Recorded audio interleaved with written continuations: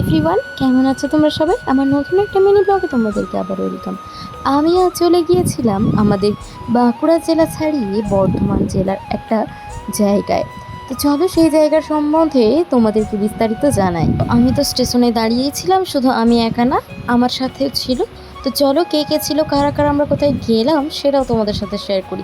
এটা হলো আমার বড় বোনজি আর আমার জামাইবু, আমরা তিনজন মিলে গিয়েছিলাম। তোমাদেরকে বলে রাখি আমি কোথায় যাচ্ছি সেই জায়গাটা তোমাদের পরের ভিডিওতে আসতে চলেছে। তো তার আগে খেয়ে নিচ্ছিলাম ঝালমুড়ি।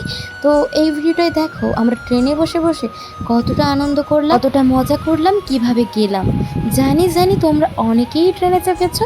এখন আমার ভিডিও দেখে অনেকেই বলবে এটা আবার নতুন। জানি আমার ভিডিওর মধ্যে তেমন কিছুই নতুনত্ব নেই, তবু যেটুকু পারি সেটুকু চেষ্টা করি তুলে ধরার। যাই হোক, তারপর অনেকক্ষণ বকতে বকতে পৌঁছে গিয়েছিলাম আমাদের গন্তব্যস্থলে।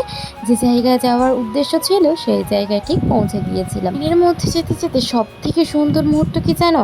সুন্দর আবহাওয়া। এটা আমার ভীষণ ভালো লাগে। তাও যদি যায়, সব থেকে একটা জিনিসের ভয়, সঠিক সময়ে সঠিকটা হবে কিনা। বাসে ট্রামে যাতে করে যাও না কেন, আমার মুখের অবস্থা তো খারাপ হবেই, মুখের থেকেও অবস্থাটা চুলের খারাপ হবেই। এটা আমি 100% গ্যারান্টি দিয়ে বলতে পারি। আমাদেরকে একটা কথা বলি, এই যে এখানে আমি ওড়নাটাকে বেঁধে নিয়েছিলাম, দেখতে বিচ্ছিরি লাগছিল। তার কারণটা কি জানো তো? কারণটা আমি নিজেও জানি না। পৌঁছে গিয়েছিলাম, মনের মধ্যে একটাই আনন্দ, কখন যে জায়গায় এসেছি সেই জায়গায় যেয়ে পৌঁছাবো। কার কার এরকমটা মনে হয় আমাকে জানাও। নেওয়ার পর আমাকে অনেকটা কুলি মনে হচ্ছিল। তো যাই হোক, শেষ পর্যন্ত পৌঁছে গিয়েছিলাম আমাদের গন্তব্যস্থলে, মানে আমার মেজদির বাড়িতে, যেখানে মনু রয়েছে। মনুর অন্যায় দুষ্টুমি আগের থেকে অনেক অনেক বেড়ে গিয়েছে, সেটা তোমাদেরকে পরের কোনো মিনি ব্লগে দেখাবো।